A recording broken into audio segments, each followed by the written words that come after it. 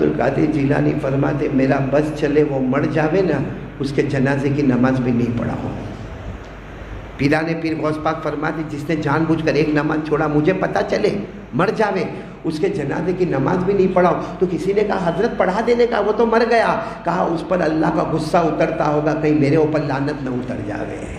ये कौन सा फतवा हुआ?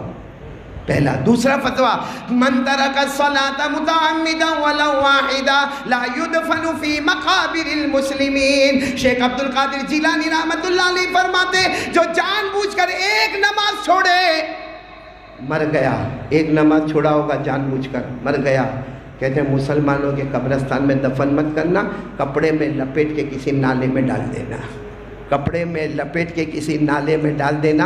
ला युदफनु फी मकाबिरिल मुस्लिमीन, मुसलमानों के कब्रिस्तान में उसको दफन मत करना। और आखिरी फतवा जो हमारे दिल को झंझोड़ता है, जो ज़िंदगी का